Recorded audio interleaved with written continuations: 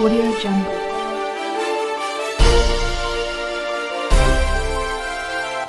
नमस्कार, गोड्डा झार न्यूज में आप सबका स्वागत है। आइए जानते हैं झारखंड एवं देश दुनिया की बड़ी खबरों को।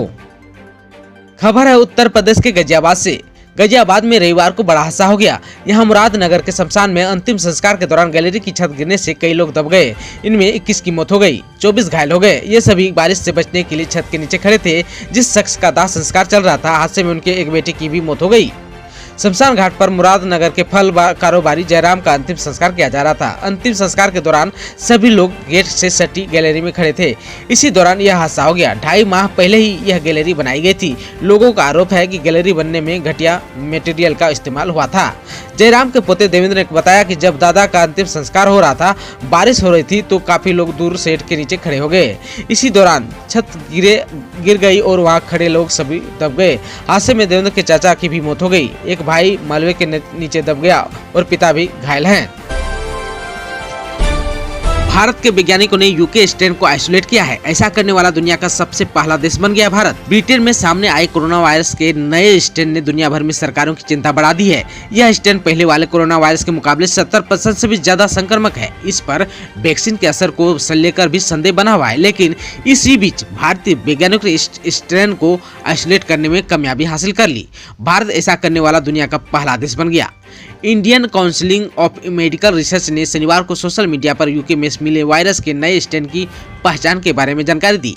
आईसीएमआर ने बताया कोरोना वायरस के यूके म्यूटेंट को आइसोलेट कर लिया गया है। आईसीएमआर ने बताया कि म्यूटेंट को आइसोलेट करने से इस पर वैक्सीन के असर की जांच की जा सकेगी। साथ ही वायरस का संभावित इलाज खोजने में भी मदद मिल सकती है। यूके में मिले कोरोना के नए स्ट्रेन का यूरोप और अफ्रीका के देशों के साथ भारत में भी असर दिखाई दिया है।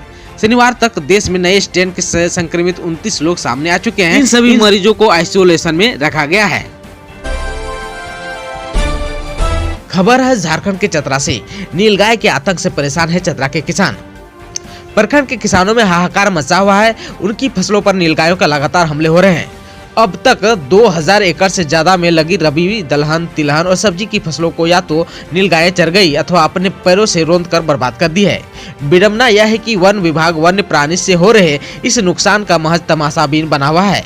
यहाँ बताना मुनासिब होगा कि प्रखंड पिछले कुछ वर्षों से अनावृष्टि की मार झेल रहा था। इस वर्ष अच्छी बारिश से धान की फसल ने राहत दी है, मगर सरकारी क्रय केंद्र खुलने में विलंब के कारण ज्यादातर छोटे और मंझले किसानों ने अपना धान बिचौलियों के हाथों आधे दाम में बेच दिया। उन्हें इस वर्ष रबी दलहन, तिलहन और सब्जी की फसलों के भरपूर उत्पादन की उम्मीद थी, लिहाजा पूरे हौसले और उत्साह के साथ अपनी फसलें लगाई थी। जमा पूंजी और कड़ी मेहनत खेतों में झोंक दी थी। फसलें भी उम्मीद के रूप में लहला रहे थे, मगर उनकी उम्मीदों पर नीलगायों ने पानी फेर दिया है। झारखंड में केंद्रीय विद्यालय की तर्ज पर शुरू किए गए झारखंड के मॉडल स्कूल खस्ता हाल है। शिक्षकों की भारी कमी है। 23 सीटों के मुकाबले कम विद्यार्थियों का दाखिला हो रहा है। बच्चों को समय पर किताबें नहीं मिल रही है। झारखंड में 89 मॉडल स्कूल चल रहे हैं, जिनमें 8000 विद्यार्थियों का नामांकन हुआ है। हर स्कूल में शिक्षक व कर्मी समेत कुल 19 पद सृजित हैं, जबकि सभी स्कूलों को मिलाकर मात्र 138 घंटे आधारित शिक्षक ही नियुक्ति है। इधर शिक्षकों की कमी को देखते हुए शिक्षा विभाग ने इन स्कूलों में सरकारी शिक्षकों की प्रति नियुक्ति का निर्देश दिया था, लेकिन कुछ जिलों में सरकारी शिक्षकों की प्रति नियुक्ति भी समाप्त कर दी गई है। कई स्कूलों में तो मात्र 1 या 2 शिक्षक ही हैं। इन शिक्षकों को 1 घंटे के लिए 120 रुपये दिए जाते हैं। नियुक्ति के बाद से इनका मानदेय भी नहीं बढ़ा है। झारखंड के विभिन्न जिलों से रविवार को 137 नए कोरोना संक्रमित मरीजों की पहचान की गई। 159 लोग कोरोना से ठीक भी हुए हैं। वहीं गुमला में 1 मरीज की मौत हुई। अब राज्य में संक्रमितों की संख्या 1,15,392 हो गई है। वहीं ठीक होने वालों की संख्या 1,12,734 पर पहुंच गई। राज्य में अब 1624 मरीज एक्टिव हैं। कहां से कितने मरीज मिले, आइए जानते हैं। बोकारो से 3, चतरा से 1, देवघर से 4, धनबाद से 9, दुमका से 1, पूर्वी सिंहभूम से 16, गढ़वा से 4, गुमला से 5, हजारीबाग से 4, जामताड़ा से 5, कोडरमा से 2, लातेहार से 2, पाकुड़ से 2, पलामू से 4, रामगढ़ से 1, रांची से 70, साहिबगंज से 1, पश्चिमी सिंहभूम से 3 नए संक्रमितों की पहचान की गई है। खबर है झारखंड के गिरिडीह से। लोगों की परेशानी सुनने पहुंचे विधायक, अधिकारियों को दिए आवश्यक दिशा निर्देश। कोरोना संक्रमण का प्रभाव कम होने के साथ ही गिरिडीह के झामुमो विधायक सुखदेव कुमार सोनू लोगों का हाल लेने निकल पड़े। रविवार की सुबह विधायक सोनू सबसे पहले शहरी इलाके के सत्संग बेड़ा पहुंचे। अचानक अपने जनप्रतिनिधि को देख लोग हैरान रह गए। इसके साथ ही विधायक को देखकर लोगों ने खुशियां भी जाहिर की। विधायक सोनू के साथ नगर निगम के अधिकारी, बिजली बोर्ड सहायक अभियंता सत्येंद्र सिंह समेत कई लोग मौजूद थे। मौके पर स्थानीय लोगों ने विधायक को अपनी परेशानियां भी बताई। मोहल्ले के लोगों ने कहा कि स्ट्रीट लाइट काफी समय से खराब है। इसके साथ ही लोगों ने सड़क के जर्जर होने से होने वाले परेशानी का भी जिक्र किया। विधायक सोनू ने नगर निगम के अधिकारी से तुरंत डीपीआर तैयार कर रोड निर्माण कराने का निर्देश दे दिया। साथ ही नगर निगम के अधिकारियों को निगम में उपलब्ध स्ट्रीट लाइट को भी वक्त रहते लगाने का निर्देश दे दिया है। खबर है झारखंड के पलामू से। पिता ने डांटा तो पुत्र ने तालाब में छलांग लगा दी। 36 घंटे बाद एनडीआरएफ की टीम ने शव को बरामद किया। पिता ने जब अपने पुत्र को डीजे की धुन पर नाचने से मना किया तो पुत्र ने गुस्से में आकर तालाब के गहरे पानी में छलांग लगा दिया।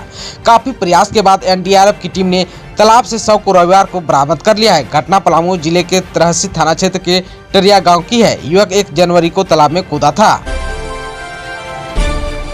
झारखंड में ठंड धीरे धीरे चरम पर होगी। खासकर अगले 3 दिन मौसम का मिजाज बदलेगा।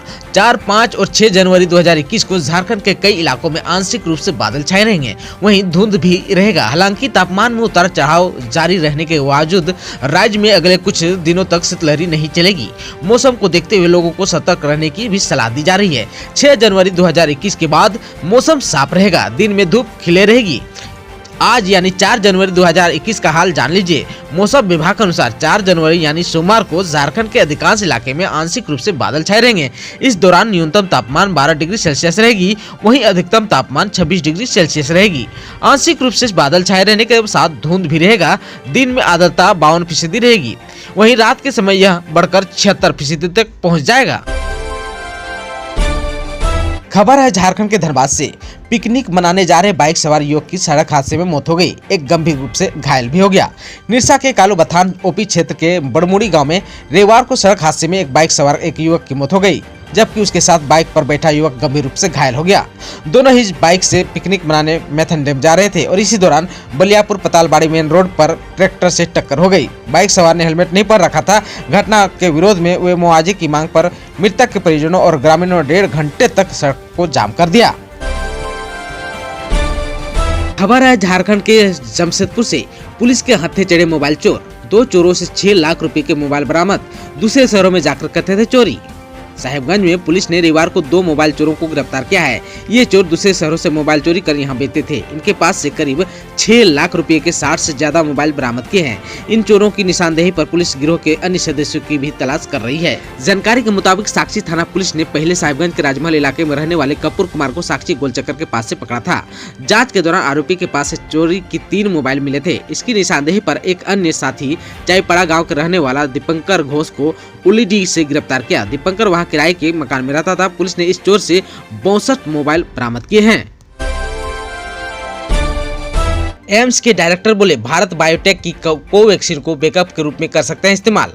Drugs controller general of India ने रविवार को कोरोना वायरस की 2 वैक्सीन को इमरजेंसी इस्तेमाल की मंजूरी दे दी है। अब जल्द ही देश में कोरोना वायरस को रोकने के लिए टीकाकरण अभियान शुरू हो जाएगा। एक साथ 2 वैक्सीन को मंजूरी मिलने पर all India institute of medical science के निदेशक रणदीप गुलेरिया ने कहा कि यह देश के लिए एक अच्छा दिन है और नए साल की शुरुआत करने का एक अच्छा तरीका भी है। उन्होंने यह भी कहा कि मंजूरी मिलने वाले 2 टीकों में एक स्वदेशी कोवैक्सीन का उपयोग बैकअप के रूप में किया जा सकता है। उन्होंने कहा कि दोनों ही टीके भारत में बनाए गए हैं, जिसकी लागत भी प्रभावी है और उपलब्ध होने में भी आसान है। गुलेरिया ने कहा कि हमें अब कम से कम समय में टीके लगाना शुरू कर देना चाहिए। उन्होंने कहा कि टीके सुरक्षित हों, यह सुनिश्चित करने के लिए विभिन्न चरणों से गुजरते हैं। एम्स निदेशक ने आगे कहा कि सभी आंकड़ों को विशेषज्ञों द्वारा गंभीरता से जांचा और परखा जाता है, जिसके बाद टीके को मंजूरी दी जाती है। इसके साथ ही आज के समाचारों में बस इतना ही। हमें दीजिए इजाजत। नमस्कार।